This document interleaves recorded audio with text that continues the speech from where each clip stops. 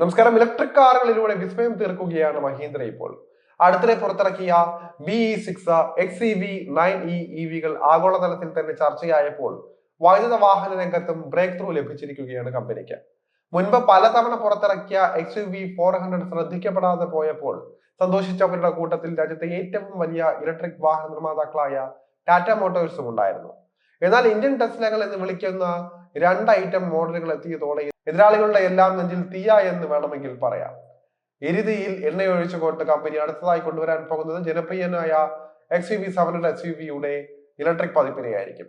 ഏറെ പ്രതീക്ഷയോടെ കാത്തിരിക്കുന്ന XEV7e ഇക്കഴിഞ്ഞ ഭാരത് മൊബിലിറ്റി ഗ്ലോബൽ എക്സ്പോയിൽ വെളിപ്പെടുത്തിയേക്കുമെന്ന അഭ്യൂഹങ്ങൾ ഉണ്ടായിരുന്നുവെങ്കിലും മോഡലിന്റെ ഔദ്യോഗിക അരങ്ങേറ്റം നടന്നില്ല. ഇപ്പോഴത്തെ വാഹനത്തിന്റെ അവതരണം അധികം വൈകാതെ ഉണ്ടാകുമെന്ന സൂചനകളാണ് പുറത്തു വരുന്നത്. BE6 XEV9e എന്നിവയ്ക്കുള്ള ശക്തമായ ഡിമാൻഡ് നിറവേറ്റുന്നതിനാലാണ് മഹീന്ദ്ര നിലവിൽ ശ്രദ്ധ കേന്ദ്രീകരിക്കുന്നത്.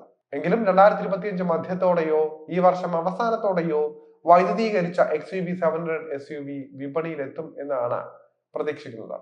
XUV E8 എന്ന കൺസെപ്റ്റിൽ നിന്നാണ് മഹീന്ദ്ര XEV7e EVയുടെ ഡിസൈൻ പ്രചോദനം ഉൾക്കൊണ്ടിരിക്കുന്നത്.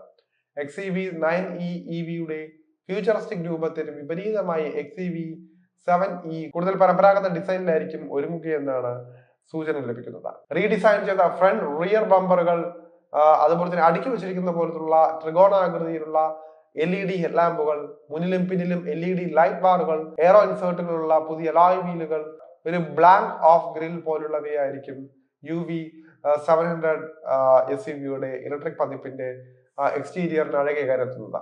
വിശാലമായ 3 വരി സീറ്റിംഗ് ലേഔട്ടോടെ വരുന്നതിനാൽ തന്നെ ഇലക്ട്രിക് SUV കൂടുതൽ പ്രായോഗികമായ വാഹനമായി മാറും.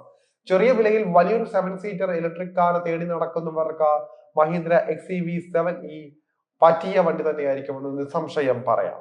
EVയുടെ ഉൾവശത്ത് ട്രിപ്പിൾ സ്ക്രീൻ സജ്ജീകരണം ഉണ്ടായിരിക്കും എന്നാണ് പ്രതീക്ഷിക്കുന്നത്. അതിൽ വലിയ ടച്ച് സ്ക്രീൻ ഇൻഫോർടൈൻമെന്റ് സിസ്റ്റവും ഡിജിറ്റൽ ഇൻസ്ട്രുമെന്റ് ക്ലസ്റ്ററും സംയോജിപ്പിക്കുന്നതായിരിക്കും.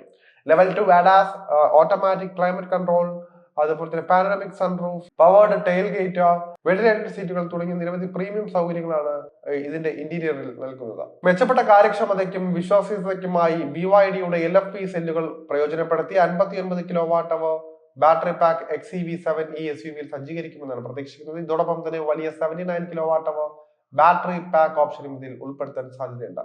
ഉയർന്ന സാന്ദ്രതയുള്ള LFP ബാറ്ററി സെല്ലുകൾ ഉപയോഗിച്ച് സിംഗിൾ ചാർജിൽ 500 കിലോമീറ്ററിൽ കൂടുതൽ ഡ്രൈവിംഗ് റേഞ്ച് ഇലക്ട്രിക് SUVക്ക് വാഗ്ദാനം ചെയ്യാൻ സാധിക്കും.